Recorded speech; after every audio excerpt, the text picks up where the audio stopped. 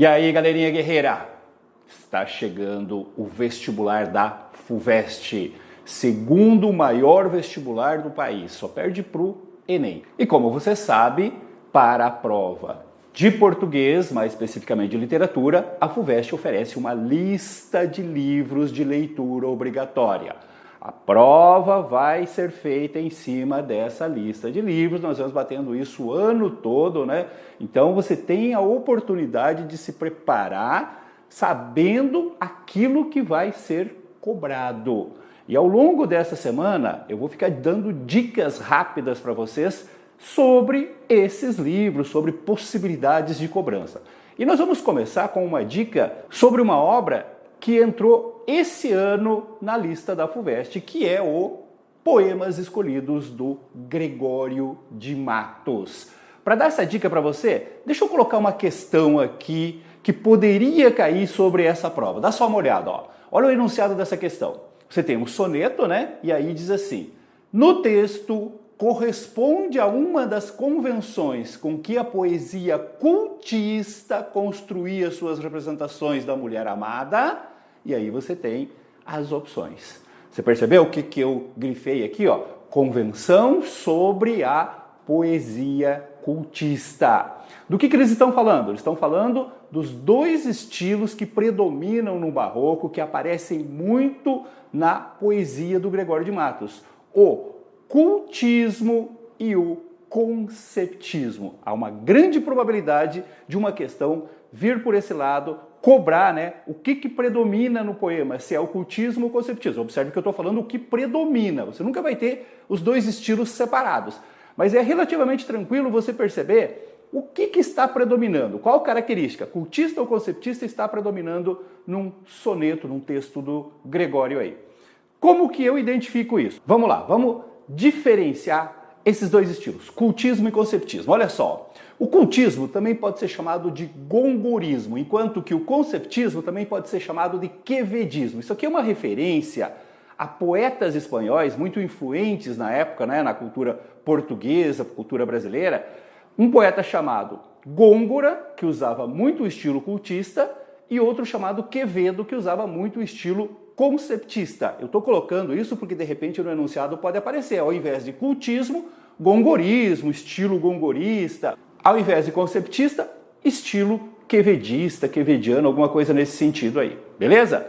Como que eu diferencio um do outro? Bom, na verdade, gente, tem a ver com o objetivo principal do texto. O texto cultista, ele busca promover um envolvimento sensorial do leitor, ou seja, ele tenta envolver o leitor pela sensibilidade ao texto. Então o texto cultista trabalha muito com um jogo de palavras, né? Principalmente as antíteses, com a sonoridade, explora muito a sonoridade, a força das imagens, né? O jogo de cores, ou seja, ele tenta impressionar, ele tenta envolver pela beleza estética, pela força das imagens, pelo ritmo, pela sonoridade. Por isso que a gente fala em agudeza sensorial. Agudeza é uma expressão para se referir a um trabalho mais aprofundado, mais acentuado em relação a alguma coisa. Então há uma agudeza sensorial no estilo cultista. O estilo conceptista, por sua vez, procura privilegiar um envolvimento racional do leitor. Como assim envolvimento racional, professor?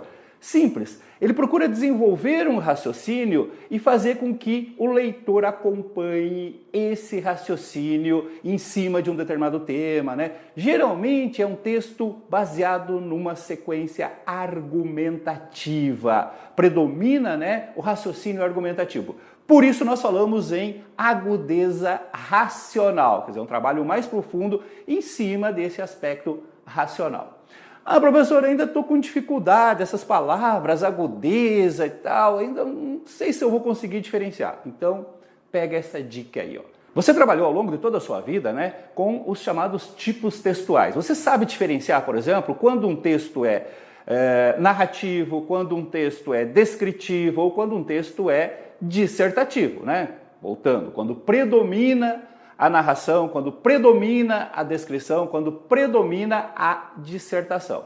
Se você sabe diferenciar um texto predominantemente descritivo de um texto predominantemente dissertativo, leia-se argumentativo, você consegue diferenciar cultismo de conceptismo.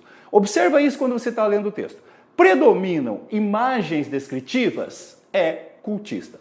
Predomina uma dissertação argumentativa, né, onde o autor está defendendo um ponto de vista, tentando convencer o leitor a aceitar esse ponto de vista, então você tem um texto conceptista.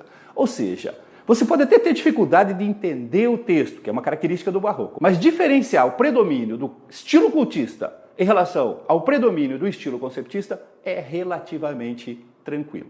Vamos voltar então para a nossa questão, para responder agora? Então eles querem saber o seguinte, ó, qual característica cultista está sendo usado aqui na representação da mulher amada? Então vamos lá para o texto, ó. Olha o que diz o texto, ó. Se há de ver-vos quem há de retratar-vos, e é forçoso cegar quem chegar a ver-vos, sem agravar meus olhos e ofender-vos, não há de ser possível copiar-vos. Observem que o eu lírico coloca uma situação complicada, porque ele diz o seguinte, ó, para copiar, ou seja, para retratar a mulher amada, ele é preciso que ele a veja. Só que quem a vê diante de tanta beleza acaba ficando cego. Então ele termina dizendo, ó, não é possível então copiar-vos. E aí ele continua. Com neve e rosas quis assemelhar-vos, mas foram raras flores e abater-vos. Com neve e rosa, essa é uma expressão muito comum, né, na descrição da mulher nesse período. Neve é uma referência à pele, muito branca, muito valorizada na época, e rosa seriam as bochechas rosadas, né, que é onde pega sol aí. Só que ele diz que, ao comparar a beleza dessa mulher com esses elementos, isso iria elevar as flores, mas iria diminuir a mulher, porque ela é muito acima da beleza dessas flores aí. 2 éferos por olhos quis fazer-vos, mas quando sonham eles em imitar-vos? Quer dizer, nem os deuses conseguem imitar a beleza dessa mulher. Vendo que a impossíveis me aparelho, desconfiei de minha tinta imprópria, e a obra encomendei a vosso espelho. Quer dizer, chegando à conclusão de que eu não conseguiria retratar-vos, encomendei esse trabalho ao espelho. E olha como ele conclui, ó.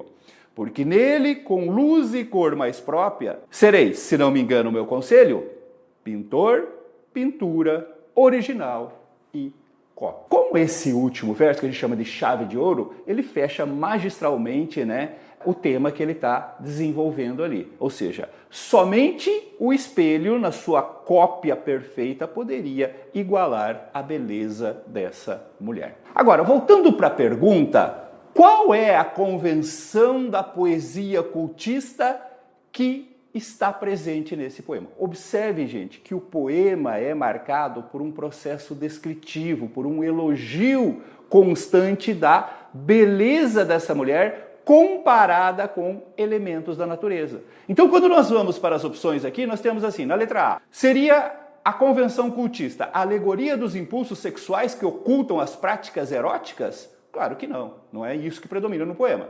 O uso do vocabulário primitivo e singelo de extração oral popular, se tem uma coisa que o vocabulário barroco não é primitivo, singelo ou oral popular.